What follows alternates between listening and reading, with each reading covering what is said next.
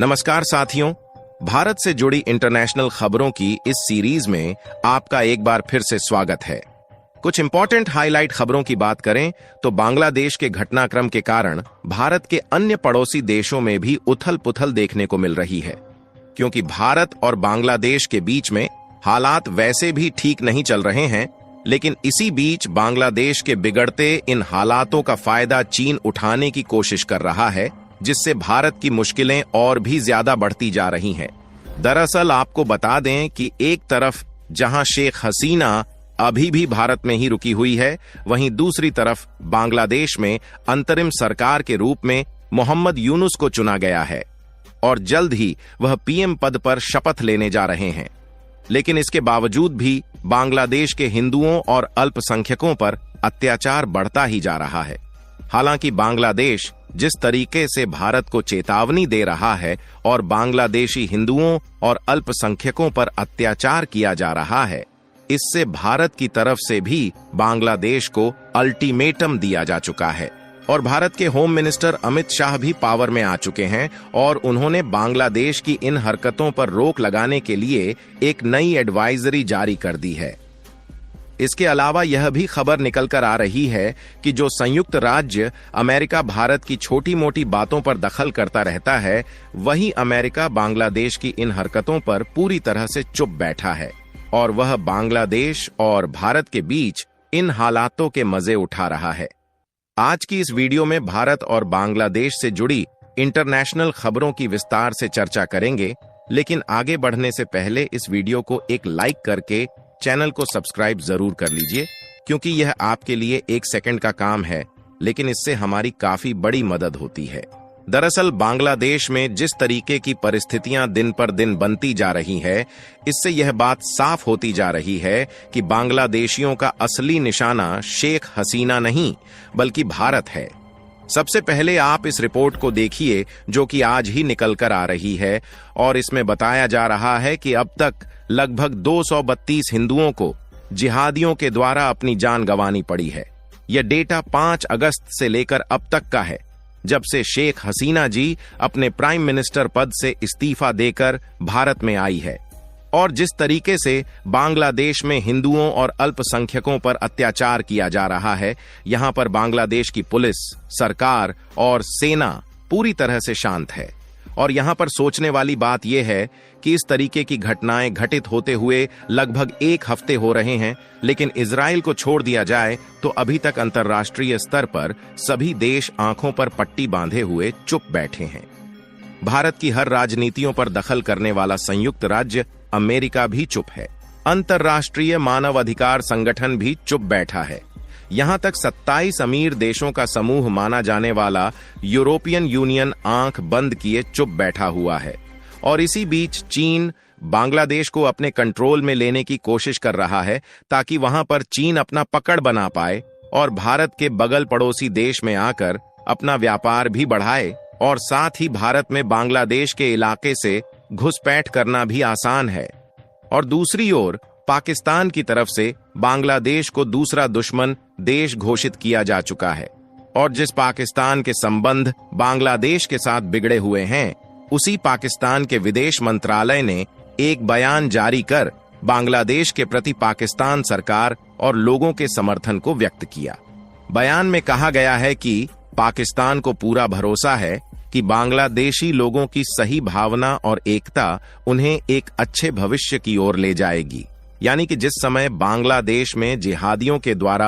अल्पसंख्यकों के घरों को लूटा जा रहा है और उन्हें मारपीट कर मंदिरों को जलाया जा रहा है, वहां पर पाकिस्तान बांग्लादेश के लोगों द्वारा किए गए काम को और उनकी सरकार को बहुत बढ़िया बता रहा है।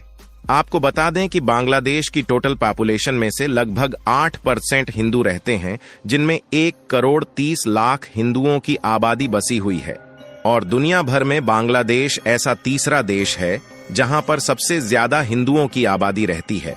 और खबर निकल कर आ रही है कि अब तक लगभग 400 प्रॉपर्टी और 20 से 25 मंदिर जो कि हिंदू धर्म और अल्पसंख्यकों से रिलेटेड है, उन पर तोड़फोड़ मचाई जा चुकी है और कुछ में आग लगा दिया गया है। फिलहाल अब पानी भारत के सिर से ऊपर जा चुका है और भारत भी एक्शन मोड में आता हुआ दिखाई दे रहा है। क्योंकि हाल ही में खबर आ रही है कि यूनियन होम मिनिस्टर की तरफ से बांग्लादेश के खिलाफ एक बहुत बड़ा ऐलान किया जा चुका है और भारत के गृह मंत्री अमित शाह ने बताया कि उनके द्वारा भारत की BSF यानी कि बॉर्डर सिक्योरिटी फोर्स के साथ मिलकर 5 मेंबर की कमेटी का गठन कर दिया गया है, जिसमें बांग्लादेश के अधिकारियों के साथ बातचीत करके BSF के एक वरिष्ठ अधिकारी द्वारा सदस्य समिति का नेतृत्व किया जाएगा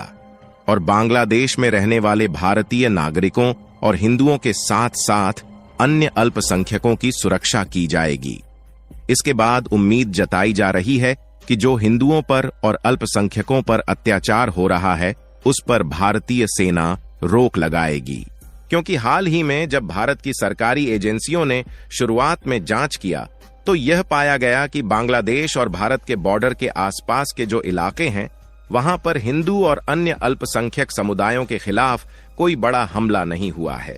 क्योंकि यहां पर BSF मौजूद थी और भारत की तरफ से हाई अलर्ट जारी किया गया था, इसलिए बांग्लादेश के लोगों पर यहां कोई हमला नहीं कर रहे हैं। और रिपोर्ट की माने तो अब तक ऐसे कई मामले सामने आ चुके हैं जिसमें पश्चिम बंगाल के बॉर्डर की तरफ से बंगाल के लोगों ने भारत में घुसने की कोशिश की, लेकिन BSF के द्वारा भीड़ को शांत करके इन्हें वापस लौटाया गया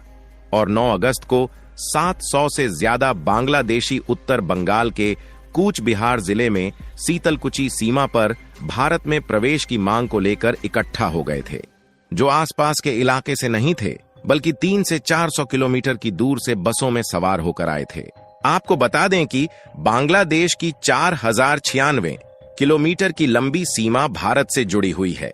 और यहां पर भारत की सेना हाई अलर्ट पर है और किसी भी प्रकार की चूक नहीं की जा रही है। यानी कि भले ही चीन और पाकिस्तान बांग्लादेश को भड़का रहे हैं, लेकिन उसके बावजूद भी भारत बांग्लादेश का माहौल शांत करने में जुटा हुआ है और भारत के व्यापारियों के लिए एक बहुत ही अच्छी खबर निकल कर आ रही है,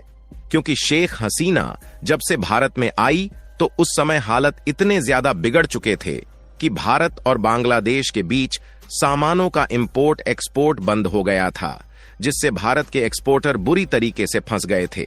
लेकिन अब कुछ हद तक भारतीय मैन्युफैक्चरर अपने सामानों को बांग्लादेश में एक्सपोर्ट कर पा रहे हैं। इसकी जानकारी महाराष्ट्र के एग्रीकल्चर प्रोडक्शन मार्केट के अधिकारियों द्वारा निकल कर आ रही है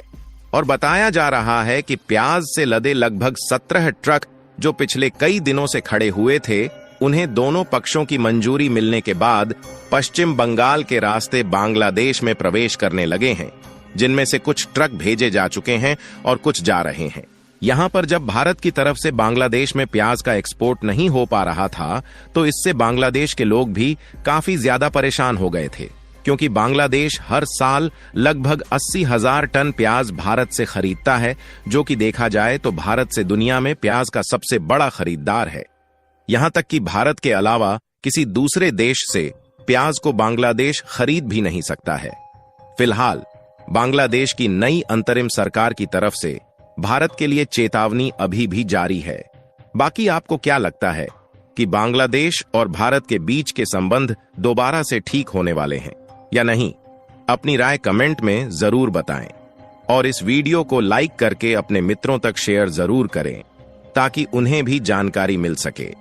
इसी तरह और भी नॉलेजेबल वीडियो देखने के लिए चैनल को सब्सक्राइब करके बेल आइकन को ऑल पर जरूर सेलेक्ट करें। जय श्री राम।